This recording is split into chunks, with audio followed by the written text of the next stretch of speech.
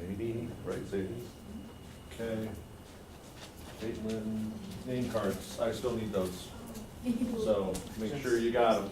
Yes. Oh, you didn't? Just helps, I'm old. Oh, Bad Gavin memory. has it. Gavin has it. I'll run up and grab some stuff. If you didn't bring it, then we can just make a quick one. That's all right. I'll just keep asking them their names forever. I get it. It's okay. All right, so how'd the week go? All right, what'd you do? How are you moving along with customer discovery? Good. Good, okay. All right, where are you at? Let's see, so by next week you should have, she said what, 20 to 30? Okay. How many do you have? Right now, I only have 10. Okay. That's also because we decided to change how we were doing the interviews. So we went through this past week, we didn't really do that many because we have been editing the questions, making them a little more open-ended. Okay, good, good. So you've been watching the videos a little bit, right? Right, so you understand what's going on in there. So open-ended questions, what value does that give you? It makes it so that we are letting the customer tell us what we want, and they are gonna share lots of information with us, and there's something in there that we might not have thought to ask about, but they might share, and that might be exactly the main point that we wanna address. So you'll see, especially in this week's videos, because I'm already a week ahead of the videos, but you'll see some examples of bad interviews. Have any of you had a bad interview experience yet? Josh, what was that? Well, a lot of our customers will, because we have all our customers from the past, so we'll give them a phone call. If they don't answer, we'll leave them a voicemail and ask them to either call us and then we'll send them a text.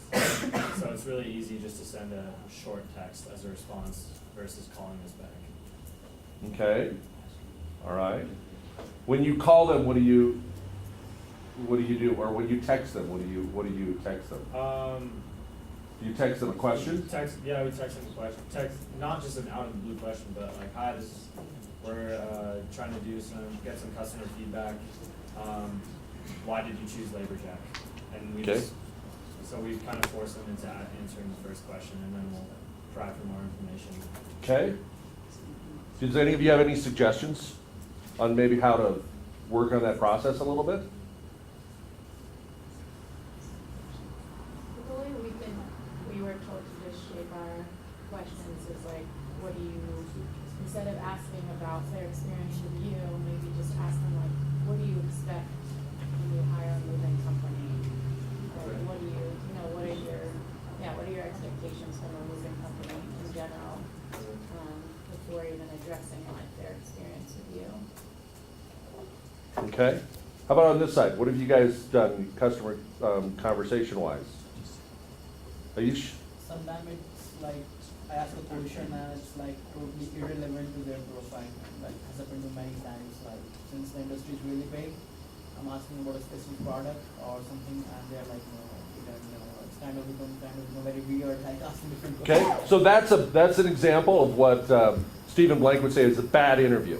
Yeah. If you never want to ask a question you don't know the answer to, or at least know that, hey, they use the example in one of these videos of we're doing this sort of a product, and they give this presentation, they talk about it, and then at the end of the 20-minute interview they say, oh, that's really nice, but we don't use those things. And you just wasted an opportunity, right? Because the chances are of you getting another interview with that person again, pretty small. Okay?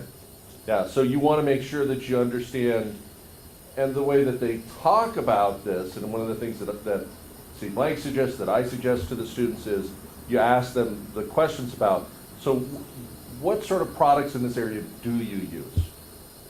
Right? These open-ended questions that you're developing them. So when you're doing this, tell me some of the issues you face. Right? Because if you come in and say, You know, we're doing this particular product, would you like that? You know, there's that yes, no, and they get shut down right away.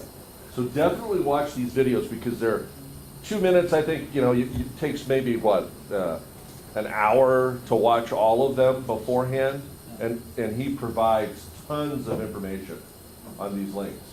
One of the things that I would suggest too is in communication theory, there's this idea about lean versus rich mediums, right? And what that means is that for feedback purposes, you guys want to be in a rich environment because you're looking for as many cues to communication as possible. If you send a text, what feedback do you get? You get the words only. There's not even, you don't even get a sense of the tone because you can't even hear it. If you're on the phone, at least you can kind of pick up tone. But what is, I mean, we all know this, where is 97 or 93% of all communication? Nonverbal. I mean, they might say, you know, yeah, we really like it. You know, and you're picking up on some of the nonverbal things. And so it's really important to try to use text to set an appointment to talk to them. Don't use text as a survey initially, right? And then we'll look at different methods of tests, right? Because one of the things you have to do is you're trying to test things as we go forward. And there's different types of tests that you can create. But initially, especially when you're in the very nascent stage of customer development, it's so important to be in the room, right? To do those interviews. Yeah? If anyone how do you deal with? Hold on one second. Is that a heater on too? Yeah. You want to turn that off? I think there's a button on the right side.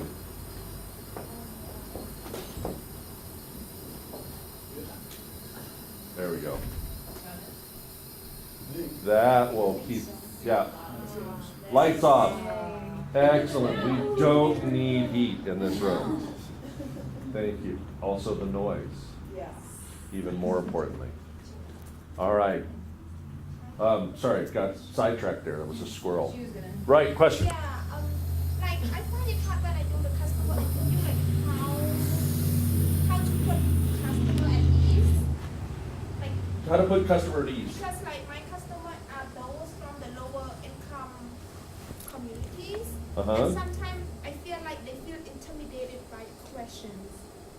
For example, like if we have this like product like English school, would you like your kids to go to that school? Like how much are you willing to pay, for example, all those kind of things, but they feel like it's kind of intimidated because they do not have that. Mm-hmm. Oh, there's lots of, there's a great, have any of you watched the videos ahead? Customer empathy video is phenomenal. It's about talking about somebody with diabetes.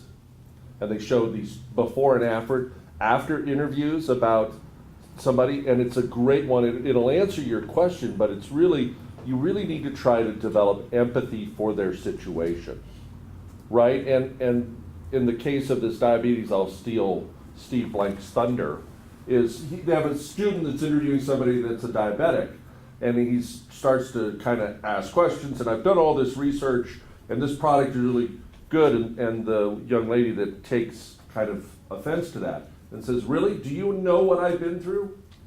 Do you know what it is that I prick my fingers 7 times a day so bad that I develop calluses on the fingertips that I can't? And he's going, well, I don't really know the whole, and it just becomes this bad situation.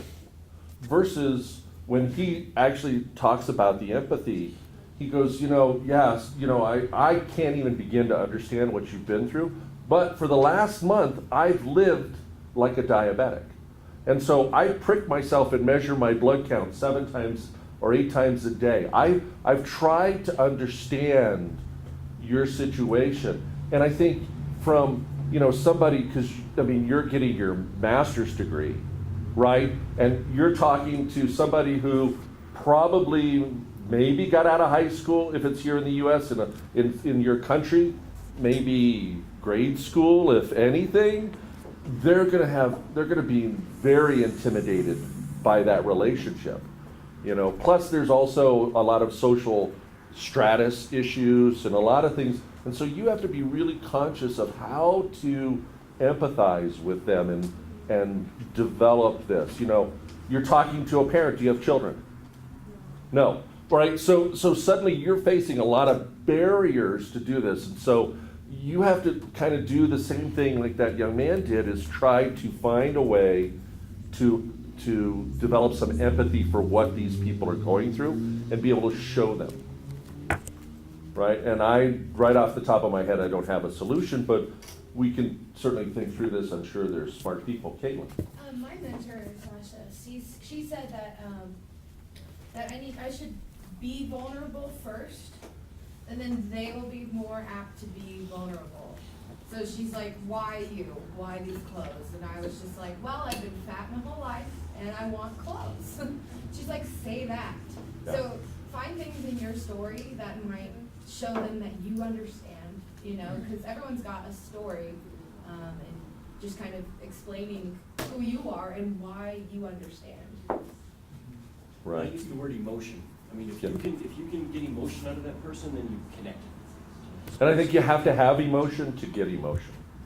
And that's where that empathy, but, talk about maybe the struggles you had when you went to school, right? And the things your parents had to do to help you. Some different ways like that. But that can kind of help with that. But it's definitely an empathy issue. Yeah. I'm not doing my customer interviews, or not most of them, but I would say what I did for my program this summer was when you tell people, some people want to hear that you're an entrepreneur, and some people will be a lot more open if they know you're a student. And so if you play the whole I'm a student, entrepreneur, and really could use your help for my thing. There's a whole video Steve Blake talks Yeah. about using that student position. And then they're less intimidated, and they're just Yeah. like, oh, we help you. Yes. I'm trying to complete this project before the end of the semester. They even show how to do it with a lot of times if you're doing business to business, you can kind of set an appointment. But if you're doing customers where you're just, they even show some ways of trying to address that issue. Be short and definitely play the student card. I think every one of you should be playing the student card, all 52 cards as student, right? People have empathy. Yes, Leah? It usually makes the interviews last a little longer, but you can get richer data from them. Don't even start the interview with specific questions you have in mind, but spend the first 15 minutes just getting to know the person, so that then they feel comfortable. Like you're saying, be vulnerable. It doesn't have to be starting out with, this is my product, this is what I want to do, but just asking them questions about why do you live where you live, or what, just getting to know them. Then you can use some of the information back when you're talking to them, so that they feel really comfortable with you. Okay. Well, we're going to keep moving along here. I think this is good. Any other questions or challenges that you face so far when you've been talking with your customers? It's important you do it, right? They talk about, Steve talks a little bit about, and I've seen it is, if you're not the one asking the questions, it's too hard for you to make the changes. I see a lot of companies in business where they hire this biz dev person who goes out and tries to make sales and comes back and tries to get the feedback, and it's hard to make those changes. But if you're out there, that says something, and I think it's important. Okay. All right, well, let's talk a little bit more about this whole idea of customer development and lean startup in general, which is, we're venturing into that universe, and you guys are starry-eyed and excited, and the world is out there to conquer. And what's going to happen? I think we're here to build great businesses, this is exciting. This is cool stuff, right? Well, you know, if very often what happens is we get all excited and it turns kind of stinky. You know, and what really happens? I mean, one of the things I want you guys to realize is that statistically speaking, the odds of having a great idea and turning it into a business, 3,000 to 1. They've done research. That's about that ratio. Of those ideas, ones that really have big impact, only 6% of those ones have that big impact, something that makes, you know, the stories you hear about. So your odds of success or failure, depending on which way you look at these numbers, you know, are rather intimidating. So what's an entrepreneur to do? Well, I mean, those odds, they're the Vegas odds that are about that way, right? When you go to Vegas, you know, you generally lose. I always lose. Right? But not everybody. How can somebody win in Vegas? Count cards. Cheating. I'm not saying we should cheat, I'm just saying it can happen. Gamble big. Is counting cards cheating? Yes. If they notice you're doing it, they'll kick you out. Just frowned upon.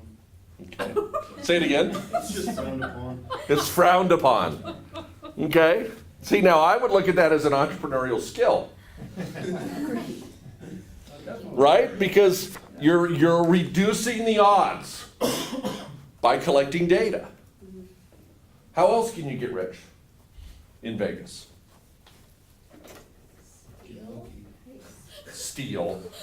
Okay, legally, how else? Open a casino. Own the casino. Own the casino. Yeah.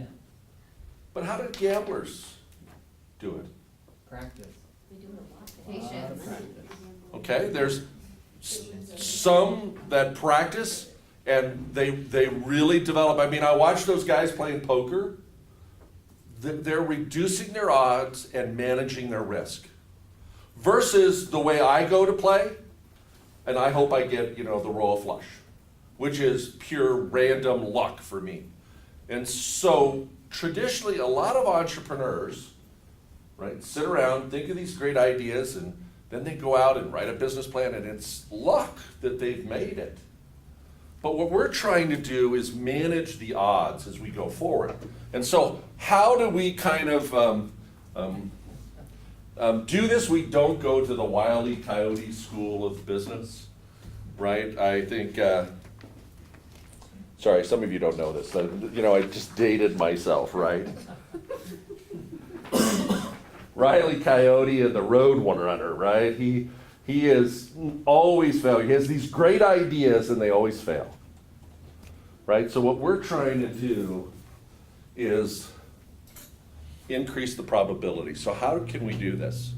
Well, first of all, if we look at feasibility, how feasible is what we're looking at versus the impact? We're looking to hit the really big value zone. Because when you give customers really big value, that's when you've got success. And so we're trying to, go back. Test and find out and search till we hit the target. And how do we do this? It's iterations. It's doing it over and over, testing, right? I mean, just like scientists. How many tests did Edison perform before he got the light bulb? 10,000 different, right? He tested it, tried it out, didn't work. Did he quit? No. He changed things. That's what this whole customer development goal is we are trying to get to the point where you're testing something, taking feedback and changing it. Now, when you're looking at the things that you can adjust, I like this model. This is from a professor in Canada where he talks about things that you have is you understand your customer, you understand your people, and people being your team. Who's on your team? You look at what you offer, you find your core competencies, and then you understand this value proposition. Now, some of these things you can affect. Oftentimes, and we experience this through the Rocky Mountain Inosphere when we were out there and going through these things, is people invent something and say, hey, I got this. Here's my offering. Now I have to find customers and people. What we talk about in here is understand your customer before you finalize.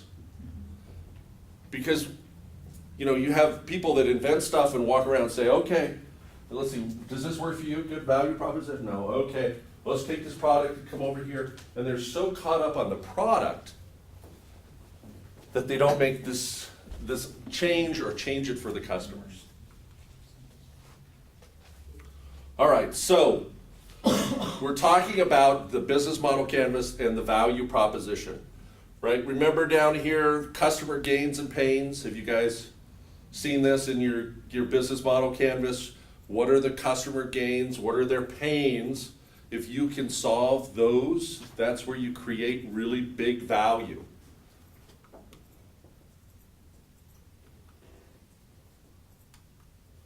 Let's see here. Where is that? Okay.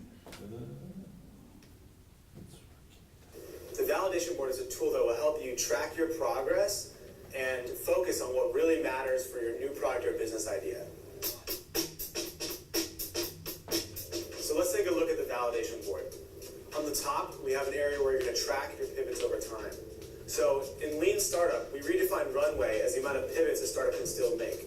Almost any successful startup that you can think of has had a major pivot over the course of its history. Think about YouTube. It started as an online dating site. Think about Groupon. It started as a site for collective action. And even Instagram was a location-based social network. In the bottom left is where we're going to design an experiment. So we're redefining a product as an experiment, where the goal is actually to learn about customers. In the bottom right, we're helping you measure your progress by learning. And in a lean startup, it doesn't matter how many lines of code you have or how much revenue you have. It just matters how quickly we're redefining. So the first step is defining your core hypotheses. This is the customer, the problem, and the solution.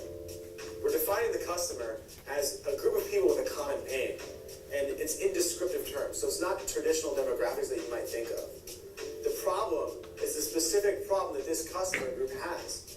It has nothing to do with the societal problem at large, but you actually want to define it within the way that they would describe it to you if you were having a conversation.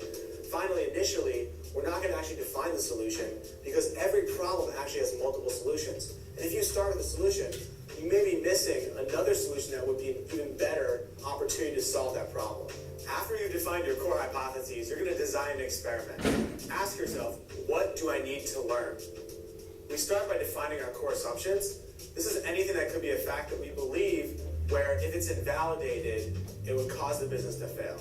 So think that you have several core assumptions. You're going to pick the one that is the riskiest. We define the single riskiest one because we only need to prove one of these wrong in order to invalidate the whole business. Now that you have your assumption, you need to ask yourself, what experiment should I build in order to get this learning?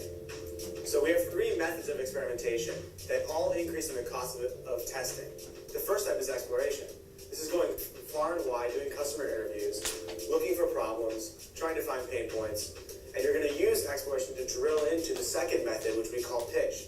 Pitch is actually asking your customer for some form of currency in exchange for solving a specific problem or for a specific solution. So currency we define as email addresses, cash, anything that your customer is giving up. The final method is concierge. This is actually delivering on the pitch with as little technology as possible to as few customers as you can until they are really, really excited and happy with your service. So each of these three methods increase in the cost of testing, and they're all key to do in order before you actually write any code or build any infrastructure in your business. So now that you have the method, it's time to define the minimum success criterion. This is basically asking yourself, how do I know if my experiment is successful? What is the minimum amount of validation that you need to continue working on this product? So as a team, with everyone and all your stakeholders involved, decide the minimum amount of validation from customers from getting out of the building that you need to continue working on this. Then it's time to get out of the building and experiment with customers.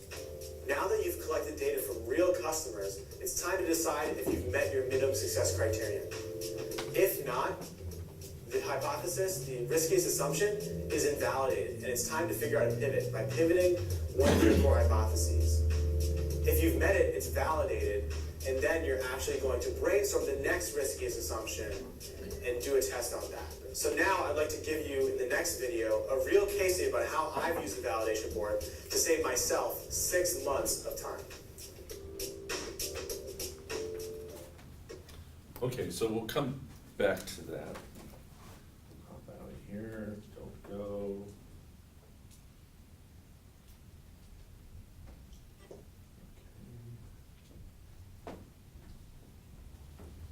So the validation board is a tool because some of you are pretty far along in terms of developing what your solution is, right? I'm just gonna let you pass those on. There's enough if you want to take a couple. But you're pretty far along. I mean, Josh, you guys have been working all summer, right, on developing your solution hypothesis.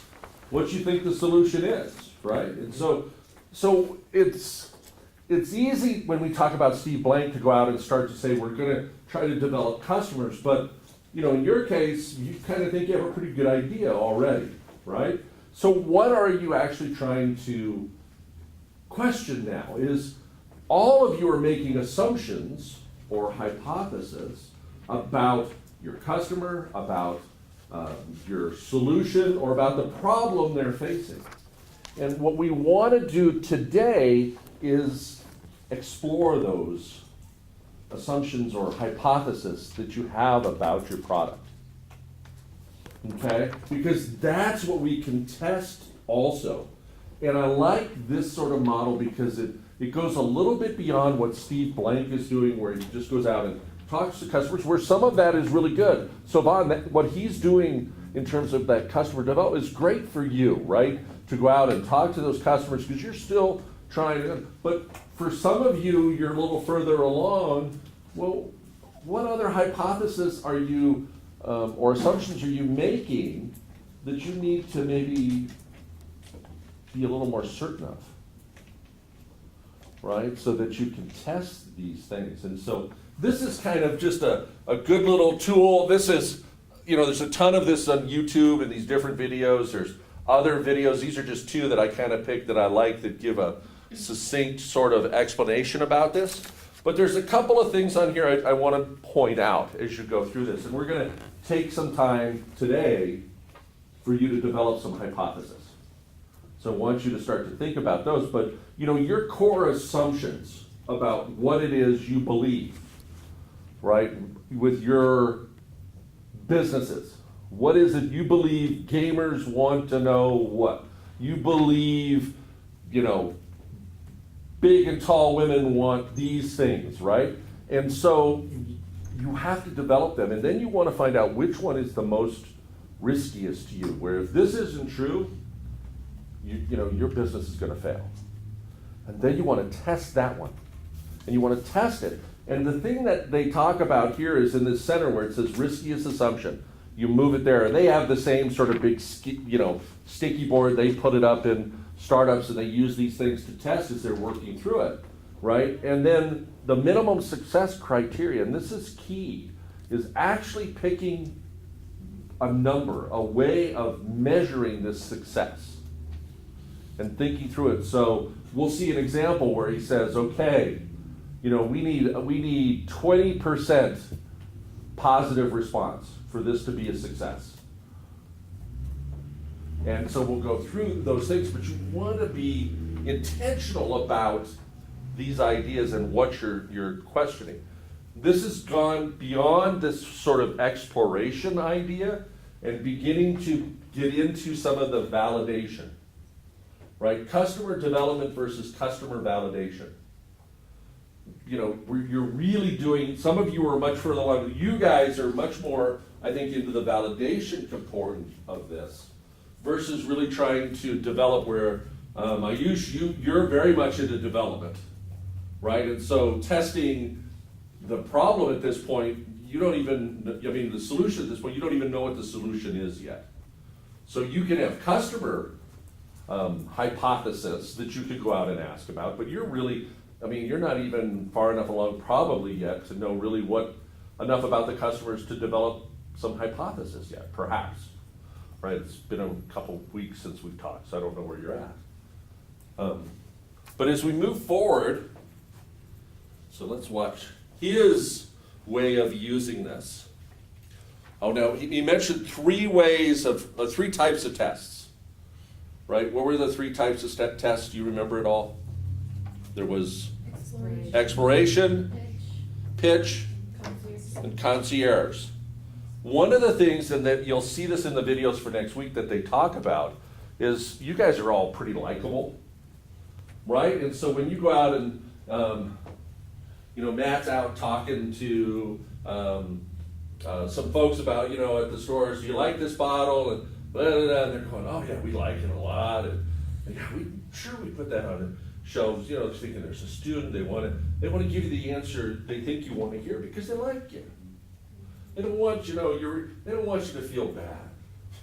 So how do you make sure of that, right? Well, you know, Steve talks about, well, why don't you take out your wallet and give me money? But I like this because they talk about other ways of payment. You know, we'll give you your phone number and you can start to collect data from them. And if they're willing to give you that, then they're a little more serious. Where, you know, if you say, well, I've got, you know, if you got these bottles, well, I got a dozen of them out in the car here, why don't I get them, you know, you can just buy them right now. You'll start to see sometimes people go, oh, well, you know, you know, maybe I'm not quite ready yet. You know, that versus the, oh, we love you, right? So when you do this, let's see what he developed. Let's go back. About 4 years ago, I started a company called Campus Bike. And I spent 3 months building a website and actually sourcing a product from China, getting it manufactured, getting it shipped all the way to Ames, Iowa. I spent a lot of time on the website. I was a website designer. I built custom e-commerce software. I spent at least a week finding the background, at least a week designing the copy and the button. I only sold one scooter out of $10,000 of the scooters that I bought. And I spent the next 3 months driving scooters all around my college campus, one in front of the engineering building, one from the gym, and put a new sign on it every day, call me, or buy now, just trying everything I could to get them to sell more scooters. And no matter what I could do, in 6 months, I couldn't get to work. I called it a day, and the whole time I kind of thought I was one step away from being successful, but I just wasn't good enough of a salesman, or I didn't know how to run a business, or my friends that were working with me weren't committed enough, and I was blaming all those other things for my failure, but not really realizing the problem was the product in the first place. Recently, I actually tried to restart this business because I really wanted to learn how the methodology could change my approach. And using the validation board, I actually learned more in one day than I accomplished in the entire 6 months of running the business prior. And so I started off by defining my customer and problem hypotheses. My customer are people that are actually in the market for Vespa. And so I figured Vespa is the market leader to make $8 million revenue and keep company success. And I was actually living in New York at the time, so I've seen them all over the place. And the problem that I was trying to solve was that Vespas are gas powered and it's bad for the environment. So the scooters I was importing from China were actually electric scooters. So I defined some of my core assumptions, being that my customer cared about the environment, they cared about price because mine were cheaper, and they cared about the utility of just getting around with the scooter. So I decided on my riskiest assumption. My riskiest assumption was that my customer cared about the environment, did the exploration method, and we defined our minimum success criterion as 1 in 20 just admitting that they have this problem. So what did we do? We threw up a Craigslist ad, and I just took about 20 minutes. I took the photo from another Craigslist ad and put it on my Craigslist ad. I changed the price to be significantly lower so that more people would call us, and we posted that online.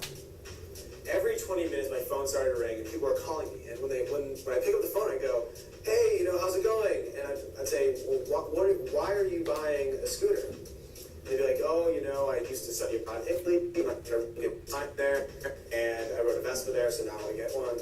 Another guy would be like, "My wife has one, and she's always riding it, and I feel left out, so I want to get one." And nobody mentioned any concern for the environment. I actually asked people point blank, like, out of 20 people, I said, "Do you care about the environment?" And people were just like, "No." They're telling a stranger on the phone, "No, I don't care about the environment." One person went so far as to say, and I'll never forget this, "All I want to do is wear a skinny tie and ride a Vespa." And that threw me for a loop, and I never expected that. And it kind of shocked me, and it caused me to realize that, hey, people are actually interested in the lifestyle element of owning a Vespa. It has nothing to do with the concern for the environment. So, actually after the call, I apologized to people because I obviously was a fake ad. I didn't have a Vespa, and so I was like, "Hey, I'm so sorry for wasting your 5 minutes, but I don't have a Vespa," and I was actually running an experiment to test my business. People were just like, "Okay, it's cool. Talk to you later. I'm going to call someone else." And it was weird because I expected people to be angry with me, but the truth is that we're so bored every day that when something weird happens to us, we actually really enjoy it, and we actually are glad that happened to us and that we are thrown out of our normal state of being. And so, people are like, "Oh, it's cool. Like, and I'm going to tell my wife what happened." So that whole experiment, talking to 20 people, posting the Craigslist ad, only took 24 hours. And out of 20 people, it was a clear signal that no one cared about the environment. And I spent 6 months trying to push that business, and it couldn't have been more clear if I just ran an experiment. But after that risky assumption was invalidated, we didn't stop there. We spent the next day trying to figure out something that would really work. So we pivoted, and we redefined our customer problem and solution hypotheses. That we noticed by going around the city that there were scooters parked sort of on the avenues and the edges of Manhattan, because to get to that area for work, it's actually kind of difficult. There's not really good subway access, good bus access. So it makes sense that if you work on the edges of Manhattan, you would buy a scooter to get to work. But we also noticed that there were people that lived in areas that worked in it for that difficult commute, but they didn't own a Vespa. So we thought, hey, that's kind of weird. Why don't they just get a Vespa? It'd be really, really easy for them to get around, and it'd be useful for them. The primary customer are people that don't yet have a Vespa, but have a difficult commute. And the problem we defined as they actually didn't have knowledge of a Vespa because we talked to a lot of people and they said, the reason I'm getting a Vespa is because I have a friend that has one. So they had that existing knowledge. We assumed that these people had never maybe ridden one, maybe they didn't know if it was safe or not, so there could be these obstacles in awareness. And we defined the solution as an opportunity to try it. So maybe we would spread awareness about Vespas, get people to try it out, and then they would buy one. We defined our core assumptions as that people lacked awareness, and that people didn't have a friend that had a Vespa, because we found that was a common thread. So the riskiest assumption was that people did not have a friend that had a Vespa. We defined the method as exploration again, and the success criterion as 7 out of 10 must fit this description of having a difficult commute to work and not having a friend that has a Vespa. We started, we went out to people, we had a bunch of reasons why a Vespa would be awesome, we had a bunch of research about it, and we sit them down and talk to them. And it was interesting because people were a little bit uncomfortable with the questions that we were asking them. They would kind of sit with their legs folded like this, and they would kind of like move away when we were asking them questions. We'd go up and say, hey, do you know that a Vespa could be really good for you for these reasons? You'd save money in the long term because you wouldn't have a subway card, you'd save time. Actually people who ride Vespas have a longer lifespan, funny enough. And people would be like, I don't know, I'm not interested. You're right, but I don't know if I'm a scooter person. And we honed in on that comment, like, not a scooter person, we honed in on that, and, at the basic level, that experiment was invalidated, so we knew that the friend element was not important to owning a Vespa. And that idea of like, hey, people don't know if they're a scooter person, and these other people are really set on wearing skinny ties. Well, there's this whole lifestyle element that we're not looking at. And actually, that lifestyle is kind of like a hipster lifestyle. To get comfortable with that, it's going to fit everybody. And to buy a Vespa is at least $3,000. That's a huge investment if it doesn't fit your lifestyle. On the upper end, it could be up to $8,000 to buy a Vespa. So we kept the same customer type, but we pivoted the problem. The problem was not that they lacked awareness about Vespas and scooters, because they had the awareness, but they weren't comfortable with the lifestyle of being a hipster wearing a skinny tie. So we redefined our solution as a way to rent a scooter for a month. If you could rent it for a month and try it out, then you would be able to figure out if you could actually be that hipster wearing the skinny tie. So our core assumptions were that people were lifestyle challenged, and that they would pay at least $250 a month, because we figured we had to have a business model on this, and they would pay $250 a month, is what we decided to do the receipt assumption. We used the pitch method, and we said, hey, we want to get 15 people to sign up on this landing page in 2 hours. So this is the landing page that we designed. Rent this Vespa for $250 a month, and if you love it, buy it at a discounted price. I now that will actually just lead to a coming soon page. As you can see, we used a Vespa. And it's starting at $4,100, right? It's pretty expensive. But you can rent it for $250 a month. It looks sexy. And when they click through, just go to a coming soon button with filter information. And it looked real. It looked like a real business that was existing now. This only took us a couple hours to do. So the response that we got from this was incredible. We had 50 people sign up in 2 hours. And not only that, they were typing in all caps on the coming soon page. They were like, I want this right now. Give me this. Like, here's my phone number. Call me right away. I've been looking at this forever. And we had people tweeting at us. Everything. We got a ton of positive feedback.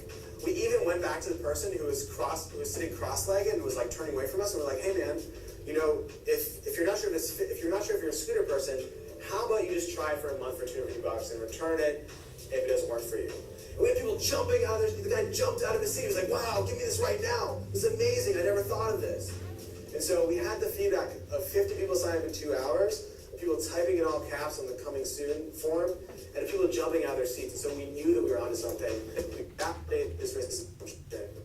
And this whole process took us 2 days to do. Whereas I spent 6 months working on one product that was clearly not working. I wouldn't listen to market feedback. And so at the end of the day, this was a learning experience for me. I didn't continue to do this Sorry, he just says he doesn't do it and talks a little bit more. business. But it just, for me, it showed the power of this process. I wish you the best of luck using this process for your own product or business idea. There we go. He wishes you good luck.